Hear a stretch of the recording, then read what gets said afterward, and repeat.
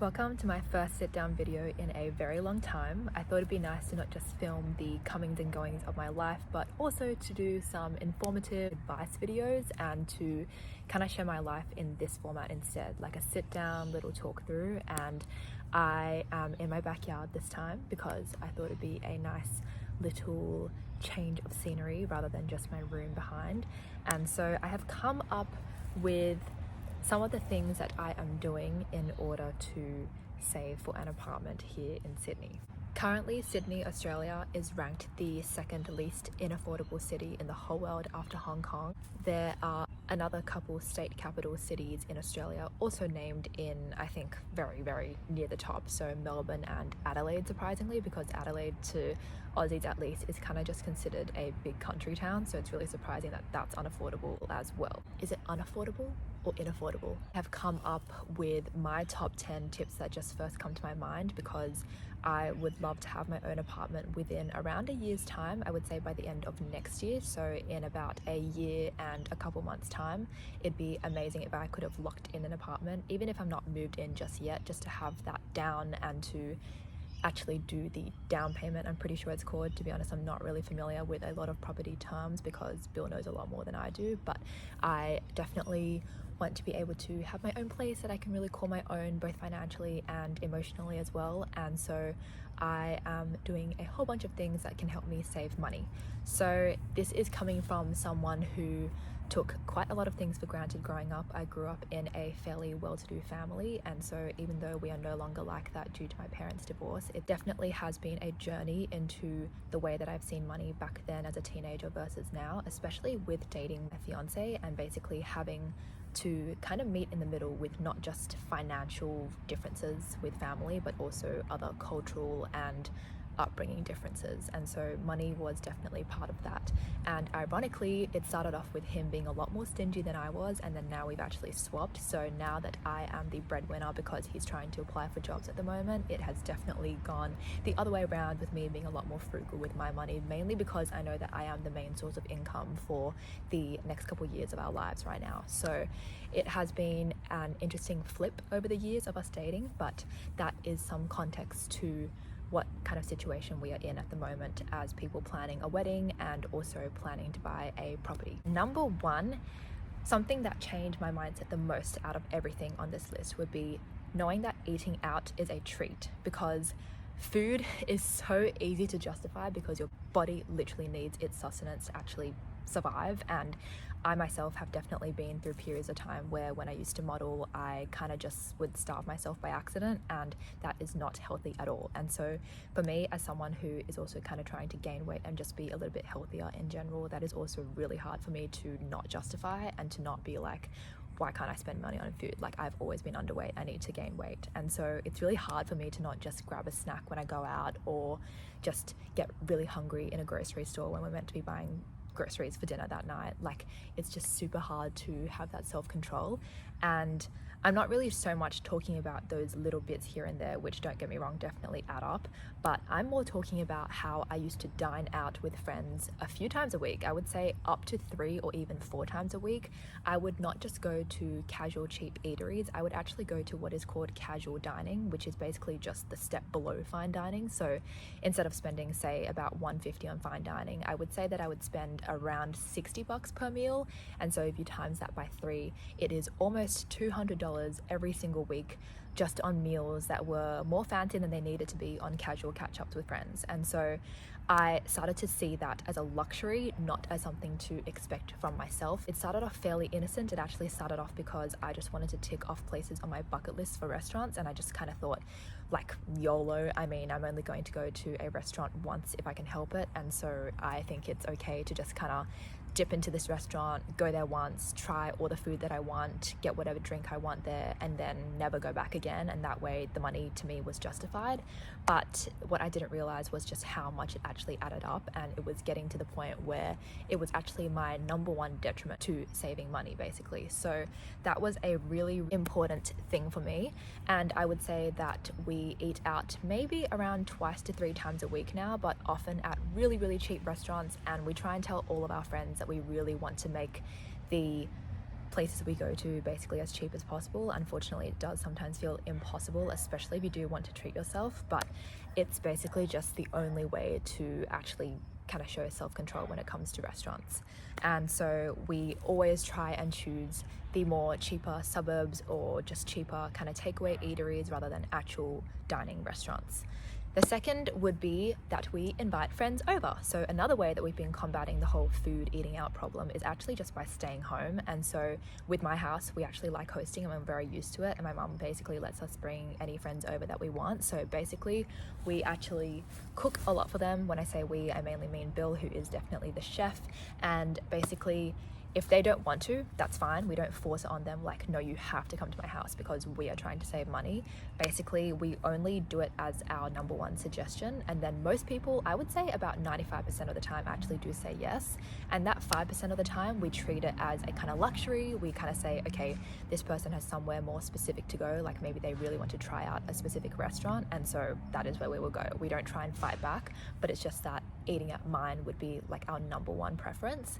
And that has helped us so much, and it's honestly so fun because in the future with our own place, and this is suitable because this is a video about our future place, I definitely want to be a couple who hosts a lot, and that is what we plan to do. And so it's actually giving us a lot of practice as to what it's like to just have people over and to literally just chat face to face with them, have some nice homemade meals, and how to time manage that too with prepping the actual food as well, and then also at the same time kind of setting the table when like they're around and like offering drinks, etc., because so many people don't know how to host and it's kind of like an art. So it's actually trained us a lot with just being hospitable to people and kind of just treating it like it's normal to have your friends come over. The third is that I am basically always on a no buy. So I don't buy anything that I don't need. So if you hear someone say I'm on a no buy, it basically means like they actually can't buy anything unless they seriously need it. And so that's how I'd basically try and act 24/7. Like I only have pretty much bought things recently when it comes to sports. So for example, pitching in to pay for the badminton court,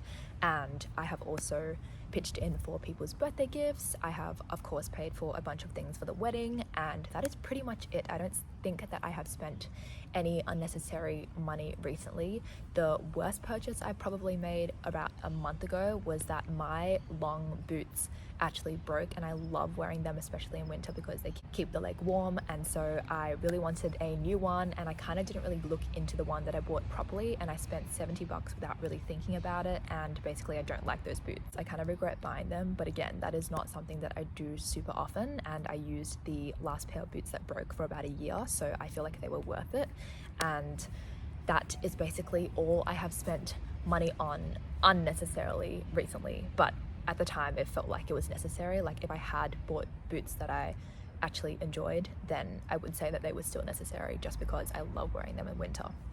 The next is to have a term deposit. So ever since I was around 20, I have opened a term deposit account with my bank, and basically you have to look for the best rates because depending on which bank offers the higher interest, it means that you will get extra money into your bank account at the end of your term. And so I put it in there for a year at a time, and basically you can't touch that money. Like if you want to take money out of that account, you basically get penalized for it. So you actually need to like have that self-control, and you're always just looking at the amount, kind of knowing that at least you have it sort of like an emergency fund as well.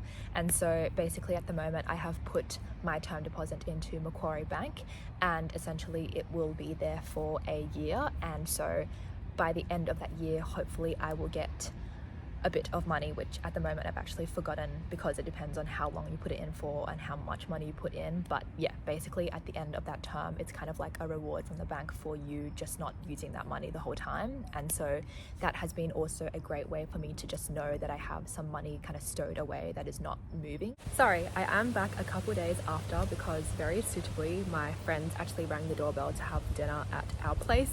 So I am continuing with point number 5 today. And that is that you have to have aims for your total amount of assets to hit. So whether that's just your bank account, which I currently only have, plus the term deposit, I don't have stocks. Whether for you that's 10K, 45K, 100K in your bank account, just have an aim of how much you want your total amount of assets to hit. And because I don't own I guess, assets outside of a bank account. I can't really say whether you should go off the actual total or just your bank account figures, but I go off my bank account figures, aiming realistic but not low or high either. Like, I'm not saying, oh, by the end of the year I only want to increase my account by 5k, because obviously that means that you're not saving at all. But at the same time, I am not aiming for, say, $1 million, because that is unrealistic as a 24-year-old.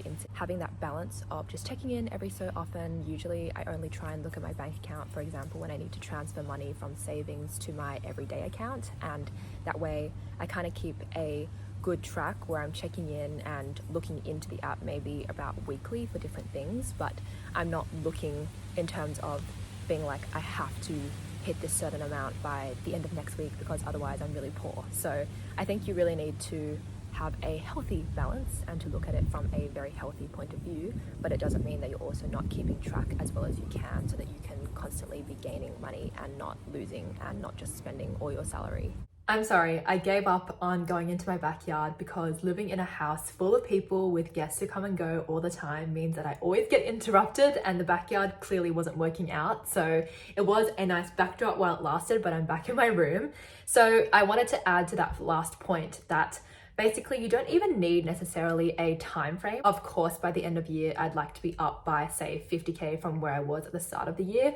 But basically, in my opinion, maybe it's just the way that I work, but I like to just basically get goals done ASAP. Like, I just tell myself I have to be as strict as possible to basically get the goal fulfilled as soon as possible. So that's how I work. You still might want to work better with a time frame, like give yourself, say, a half-year goal. But for me personally, I like to tell myself it's gonna happen as soon as it possibly can. And so that's how I really motivate myself to be as intense as possible about saving. The next one is when you host an event, ask for money as your gift. This is becoming more and more popular as time goes on. For example, people aren't really doing real wedding registries anymore, where basically, like in the past, it'd be more common for couples to be just moving in together post-marriage. And so basically you'd want a lot of furniture or crockery. But basically these days, people just ask for money, like for a honeymoon fund, which is what Bill and I are doing. And it just means that you can spend your money on what you actually want to spend it on, rather than people trying to hustle for that IKEA oven that you really want. It's just like, give me the money, I'll take care of the rest, and at least you've gifted me something that is very useful for me, because obviously who doesn't want more money? So that is something that has helped me actually a lot. For example, for my bridal shower birthday, which was actually just last week, I basically asked everyone to just gift me, instead of doing a kind of shower where traditionally you would give the wife kind of stuff that she needs for a future home. And basically I actually think I made all of my money back of what I spent on the bridal shower, which is amazing. I was like, wow, everyone was so generous and just totaled up to basically helping me profit from my bridal shower. So imagine how much more you can basically get if you are someone who hosts a lot of events like me. Next would be to tell your friends you are saving, especially when you're planning where to go and catch up with them. Like if you are going to have lunch or dinner out, and basically tell them that you'd prefer if a meal costs less than 40 bucks. I feel like for me, that is my safe spot where I don't feel very guilty for spending that much, especially because obviously I do love quality time with my friends and I really value the people in my life. And so for me, it's like, yes, that person is worth spending that much. I would say over 40 when it's casual, like not for someone's birthday, I'd be like, a little bit too much, because like I could catch up with you on a call if I wanted, at your house or my house if I wanted. It doesn't mean that I don't value my friends. I really try and relay that to the friend, but also it does mean that I value my money and that I can't be just throwing around money here and there just for a meal, because these days restaurants are really expensive, even if you go to cheap ones. Like I've been to a takeaway shop where it was more on the, I suppose, bougier side for a takeaway shop, but still a takeaway shop nonetheless, and you could sit there as well. And basically one time it was my friend's birthday, I shouted her and also paid for myself. And basically for 2 drinks and 2 dishes, it was about 95 bucks. And I was so shook at that. I was like, this is takeaway. Imagine if I had taken her out to casual dining, like how crazy would the price be then? So that is something that I try and tell my friends. And I would say that for the most part, a lot of my friends are really understanding, and also a lot of friends that I have are actually saving too. So they basically get it. And so I would say that my comfortable spot is basically anything that is up to 40 bucks for one meal, which even saying 40, like even saying that maximum amount is kind of like, oh, that's a lot to me. So yeah, anything that is below 40 is very comfortable for me and is what I prefer. My next one would be that if you do host a casual meal, like when I have friends over quite a lot, then ask them to pitch into groceries. It's easier to split the cost of the groceries on the app Beam, which is basically where the big four banks of Australia, I'm pretty sure, have come together to form an app, which I think was started about 7 years ago. And basically it just makes it really easy. It's kind of like social media for sharing and splitting money. And so I use that app a lot when it comes to doing kind of casual group dinners. Like for example, after exercise, sometimes one of us will host dinner. And so we do exercise every Monday. And because we see each other so often, it's not really that kind of dinner where you're like, hey, come over a couple months in advance and it's all like planned and like obviously the host will pay. If it's like hot pot where it's mainly just ingredients and you're actually cooking it there on the spot with everyone there, we ask people to pitch into that. And obviously we do tell them of the expectation beforehand, but basically that actually does help a lot because it means that you don't have to spend any expenses on the groceries and you're not kind of sitting there like, oh, I had to host and pay for the groceries. So it's kind of just a nice little in between where of course you don't do it for every single catch up because otherwise I'd be asking a lot of people for money back. I think as hosts and as people who would like to be hosts in the future with our own place, we would like to kind of practice the fact that, you know, you're being hospitable, you're being generous, you're not like asking for money paid back left, right, and center. I think it's just more for those casual kind of group settings where it's like, okay, you guys are already a group that was hanging out for, say, sport, and then you're going back to someone's house. And so it makes more sense to actually all pitch in because otherwise you probably would have gone out to a restaurant anyway and paid for your own meals. So it's that kind of situation where I think it's okay to ask your friends to pitch in for the groceries. My second last point is I am on a no travel as well. So for example, I'm not having a bachelorette, which is basically where you do like a road trip traditionally. And so here in Sydney, especially with my circle of friends, I don't hear about it as often. And so I've never been on one myself and I never really planned to have one because I don't really like the idea of getting a whole bunch of my friends from different areas of my life and just putting them together for a weekend and being like, you guys better get along and you better have fun because I'm getting married. I just feel a little bit of an ick about that. And so I never really wanted to do it anyway, even besides the financial aspect. So yeah, I know that traditionally like the bride doesn't really pay anyway, but I feel like I would just feel really bad for not paying. I'm not doing any travel basically until the honeymoon, and then even after the honeymoon we'll be saving for the apartment more, and so we don't even really know when we'll really get to travel. Of course we will try and do our road trips here and there, especially when it comes to our wedding anniversary. That's what we plan to do. Like we plan to do hotel stays or road trips, but in terms of overseas travel or even interstate, we just don't know when we'll be able to afford that comfortably. And so that is something that we are currently doing. We are just not traveling. We are not spending any money on traveling the world. And of course, sometimes that does create a little bit of FOMO, but I think for the most part, we just know that it's in our best interest, wisest decision for us to make at the moment. For Bill's Bucks, it's going to be just one day. It's not going to be overnight anywhere. We don't actually go on any weekend trips with friends. For example, about 4 months ago, we were invited to Melbourne and we were very tempted to go just for a couple nights, but after some back and forth, we just knew that it wasn't the best idea for us. Even if it wasn't going to be expensive in the grand scheme of things, it was just something that we couldn't afford to just spend our money on at the moment. And so we had to say no. And we actually made up for that by going on a day trip with that group of friends just yesterday. We actually just went down south and basically spent 3/4 of the day there, and it was actually really fun. The vibes were really good, and we basically got the same outcome in terms of strengthened friendships that we probably would have gotten in Melbourne, or who knows, maybe Melbourne would have been bad. You don't need to necessarily travel somewhere super far just to have fun with your friends. My final one is a bit more of a happy one, I suppose. I focus on what I am grateful for, even though it is very hard. And I've definitely gone through stages this last year or so of planning the wedding and trying to save, or being really negative about money. And I have to trust that God wants me to go through this, live in a city that is so unaffordable, and also have my circumstances of marrying young on top of that. I just have to trust that this is God's path for me. I know it sounds really ridiculous to some people, like, why didn't you just wait longer to get married? I have addressed this before on my channel where I basically just said, well, we were dating for a very long time and we would love to move in together and just live life together as a married couple, not a dating one. And so that is just a personal reason. I think it's more about now, how do we live this life comfortably and prepare ourselves for marriage in this sense? because financial definitely is a large aspect. And I feel like if I could turn back time, honestly, I'm not gonna lie, I probably would have gotten engaged later this year. So around this time this year, I'm not a very regretful person, genuinely believe in God's plan for me and Bill. And so I can also just say, look, maybe I was always meant to be this stressed about money. So I try and be as grateful as I can, even though some days it's just really, really hard. And sometimes I just want to sit and complain to people all the time about money. And it can just seem really hard, especially because I've struggled this year with comparison to my other engaged friends. And I always just thought to myself, it'd be so nice to have engaged friends around me at the same time. How nice to be going through the same life stage. But turns out it's actually really hard because you compare yourself to everyone. I have never been much of a big comparison person. I've always kind of been, everyone has negatives in their lives, let's not compare.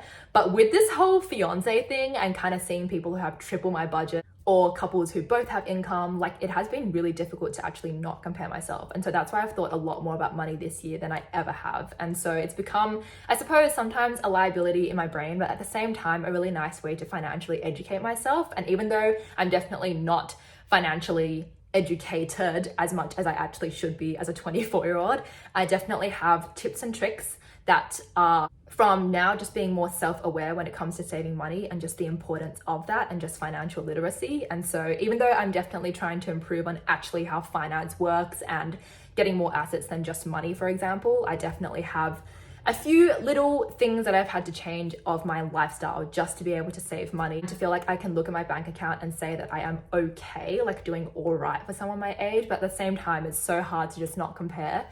So I just wish everyone the best watching this. If you are someone who is starting your journey of trying to save, especially if you are around my age or in similar circumstances, like you're going to get married, and that is such a big expense where you actually don't get any of that money really back. I definitely feel you, and I just hope that this video was somewhat helpful because it really just came from the heart. It came from literally just my own experience from over the past year or so of just trying to save as much as I can. I personally feel like I'm trying everything I can while still maintaining friendships, while still having fun, going out, having a good work-life balance. And so I feel like there's nothing more I can really do when it comes to saving. Like I feel like I'm just doing the best that I absolutely can. And honestly, that is all you can do. Like if you're sitting here watching this video thinking to yourself, oh my gosh, I should really try to not buy as much bubble tea this week, then that's good because it means that there's something in your mind that has been kind of triggered to tell yourself, okay, let's start saving because in the future I will probably need more money than I have now. And so I always kind of thought when I was younger, let's say about 21, oh, we're not going to get married anytime soon, so there's no point saving. And I wish I could go back to my 21-year-old self, just my younger self, and say to them, look, you do want to be married someday, you do need to save for the wedding someday, so why not start now? And so I wish I had a bit more of a conservative, safer type of view of money. But anyway, you can't really change what you were like in the past. That's just how I was. And so I can start now, and I have been pretty much trying to save since 22. I'm 24 now, and so I will continue to try and do that until I'm at the lifestyle that I envision myself at in the next 5, 10, 20 years. And so I really hope that this video helped you in some way.